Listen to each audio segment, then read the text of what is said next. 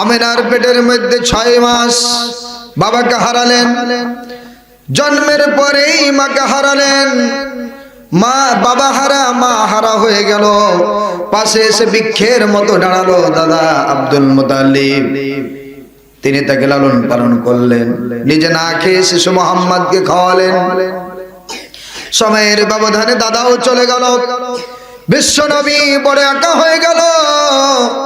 চাচা আবু তালেব পাশে এসে দাঁড়ালো, বিশ্বনবীকে ভালোবাসা দিলেন, মহব্বত করলেন, স্নেহ করলেন, সব শিখালেন। সময়ের ব্যবধানে চাচাও চলে গেল। আমি যে কথা বলতে চাই, বিশ্বনবীর কত মর্যাদা। আমিনার পেট থেকে দুনিয়াতে আসবেন, এই মুহূর্তে আমিনা বসে আছেন, ঘরের মধ্যে একাই বসে আছেন, ভাবছেন শিশু মুহাম্মদ দুনিয়াতে আসবেন।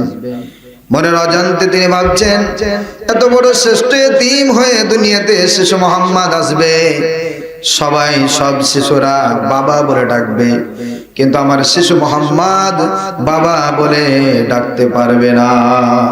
বাবা বলে পারবে না।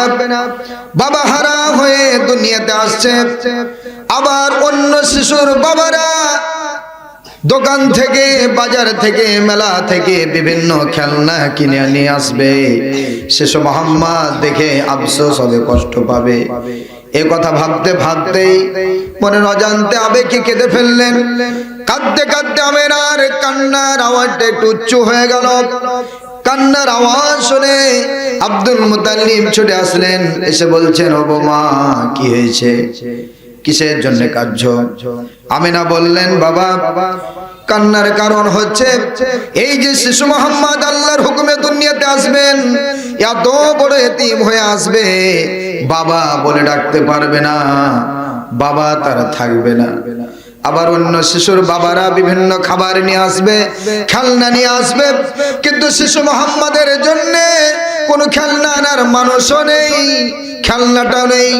আমাকে যখন জিজ্ঞাসা করবে, প্রশ্ন করবে, ও মা আমার বাবা কোথায় গিয়েছে, কখন আসবে, ও বাবা আমি কি জবাব দিব, এটা মনে করে কান্না চলে এসেছে। আল্লাহু আকবার। কথা শেষ আর 2 মিনিট। আমিরা যখন কান্না আরম্ভ করেছেন, আল্লাহ দেখছেন না, দেখছেন না বলেন? আল্লাহ দেরি করলেন না, জিবরাইল আলাইহিস সালামকে পাঠিয়ে দিলেন।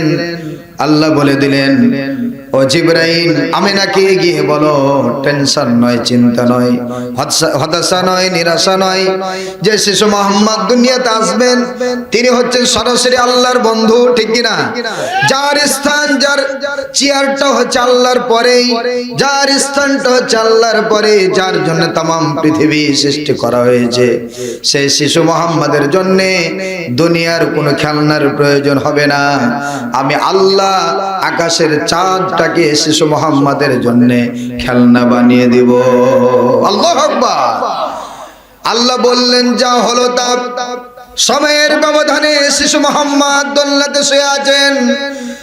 দিনের আলোটা চলে যাওয়ার পর রাতের আধার যখন চলে আসলো, আল্লাহর হুকুমে আকাশের চাঁদটাকে শিশু মুহাম্মদের কাছে আল্লাহর হুকুমে এসে ওই শিশু মুহাম্মদের জন্য 4টা খেলনা হয়ে গিয়েছে।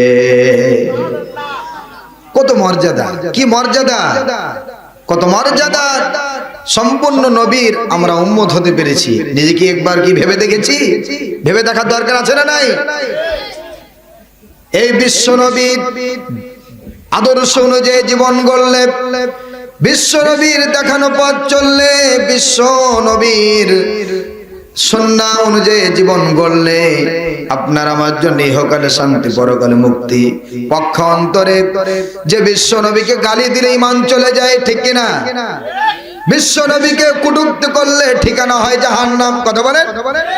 কিন্তু কপাল পুরা কিছু মুসলমান বাংলার জমিন আছে না নাই? রাসূলকে গালি দেয়, কটূক্তি করে, ব্যঙ্গচিত্র তৈরি করে। আবার এদের জন্ম হয়েছে মুসলমানের ঘরে, এরা মুসলমানের টাটকা মুনাফিক, ঠিক কিনা? এদের সাথে আমাদের কোনো সম্পর্ক থাকতে পারে না। যে নবীর শাফায়াত ছাড়া কাল কঠিন কিয়ামতের দিন জাতির পিতা ইব্রাহিম আলাইহিস সালামও জান্নাত যেতে পারবে না, ঠিক কিনা? যতক্ষণ জান্নাতের উদ্বোধন বিশ্ব নবী না করবেন অন্য কোন নবীরা জান্নাত যেতে পারবে না। এই নবীর উম্মত আমরা হতে পেরেছি।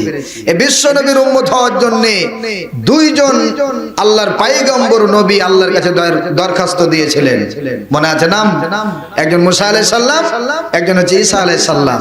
মুসা আলাইহিস সালামেরটা আল্লাহ কবুল করেন নাই, ঈসা আলাইহিস সালামেরটা আল্লাহ কবুল করেছেন। শেষ জামানাতে বিশ্ব নবীর উম্মত হয়ে দুনিয়াতে আসবে, ঠিক কিনা? এজন্য আর কথা বলতে চাই না আমরা কোন নবীর উম্মত, এ নবীর মর্যাদা কত, এ নবীর আদর্শ অনুযায়ী চলতে হলে কি করতে হবে, এটা আপনাকে আমাকে ভাবতে হবে। এজন্য আসি, বিশ্ব নবীর ভালোবাসা আপনার আমার কলিজার মধ্যে রাখতে হবে। বিশ্ব নবী যে পথে চলেছেন সে পথে চলতে হবে। বিশ্ব নবী যে আমলগুলো করেছেন সে আমলগুলো